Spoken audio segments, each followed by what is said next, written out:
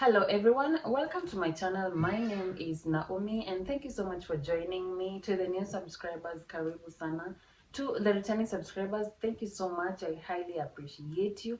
Kama sio nyinyi, I don't know where I would have been right now. And I'm at 40 subscribers. Thank you so much for your support. I'm looking forward to my first 100 subscribers. Yes, guys, so if you've watched my previous video, I talked about how I helped a kid who was drowning in the pool. A kid who was less than 1.5 years who was drowning in a pool. And I just jumped into the pool. I don't really know how to swim, but I jumped into the pool and I saved the kid from drowning. So this is the beginning of the story, yeah.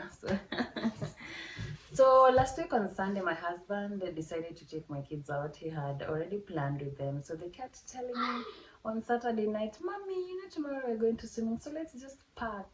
And let's pack our things so that Daddy can come and pick us when we go home. Yes, he's coming to pick us because we had a hiccup in our marriage. So right now we're doing home day schooling, the day school marriage. We're doing day school, so yes, we're trying to figure things out and seeing what's going to happen. So right now I'm at home at my mom's place and he's at his place. So the kids are preparing that Saturday night so that in the morning maybe they could wake up and find their dad here so that they could go together at the swimming. So yes, we picked a hotel here in Nakuru. The hotel we've gone previously, we've gone there previously, so we decided to go there again. And the kids were so excited when we got there. We changed and then I went into the pool with them. My husband doesn't know how to swim, or maybe he's afraid. He told me he knows how to swim in the rivers and Dofumpararo, and I told him it's the same thing. It's the same water. It's just something different. You can just enter. And he said no, he's not going to do that because he also wants to take care of the kids, to look to her, to kuangalia as I swim. And yeah, so I entered into the baby pool first to put my 7-year-old daughter and my 3-year-old daughter into the pool. And then we had floaters, so I gave them the floaters. But my 7-year-old is so big, and even the water was reaching her knees, maybe slightly nusu ya thighs. So she couldn't drown in that water, so she didn't use a floater. The only one that was using a floater was my 3-year-old. My husband was the one recording them, and then he told me, niendele kidogo, he wants to use the bathroom. And he went, and I was left with the phone, trying to record them, and yes, having to look at them. And then a message popped on my phone, and I decided to have a look at it. So it was a friend of mine, and we had a chit chat, laughing here and then something told me, you just go back and take a picture of the kids, And then I looked back and I found this kid, a small kid. She's a girl. She was less than 1.5 years because she was so small. My son is 1 year and 11 months, and the child looks so smaller than him. So I attributed her to be maybe 1.5 years or less. Imagine the child was alone in the water, head face down, the legs face down, head face down. The baby is, hey, guy, it was a traumatizing scene. I'm telling you, it was a traumatizing scene. Where? Who? Guy, the child, hey. Mtoto alikuwa ameinama hivi, the face was in the water and the legs, and then I just saw the back and then something. You could have thought it was a cloth because it was so small. And then I don't know where I threw my phone. I just jumped into the water and picked the baby up, and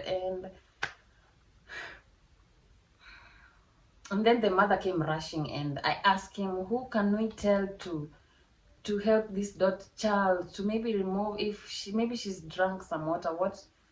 Hey, who can we tell to help us, maybe help this kid? Maybe she's drunk water. We need somebody to do first aid for the baby, to take the water out of the stomach. And then she just said the baby is okay.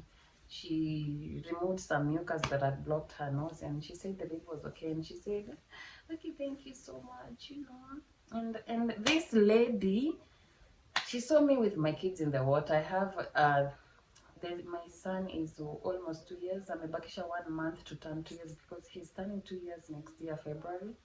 He was born in the 29th February in 2024. So he's supposed to turn 2 years next month, but because next month has 28 days, and it's he was born in a leap year, so we have to wait for 2028 for him to have a full birthday, which he will be around 4 years, I think. So back to the story. I think I'm just akinimeshtuka. So yeah, and then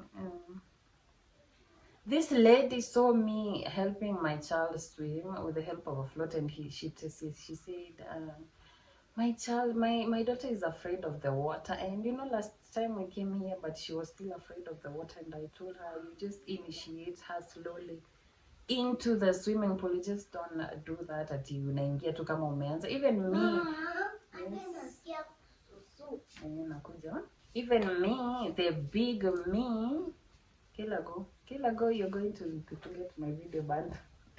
So even me, Aki, the big me, I wasn't able to know how to swim for the first few days. So how can you force a child to accept water? So the mother said, imagine she left the child there on the float. I mean, I don't even know if it was in the float. And then she went somewhere, I think maybe to pick something from their bag. And imagine she didn't tell anyone to check on the child, ama to just niangalilie mtoto. She didn't do that. She just went to pick that thing.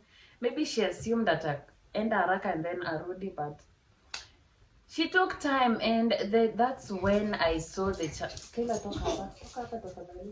And that's when I saw the child drowning. And I just say that it was God. I think it was just God. It was God who told me to go back and take a photo.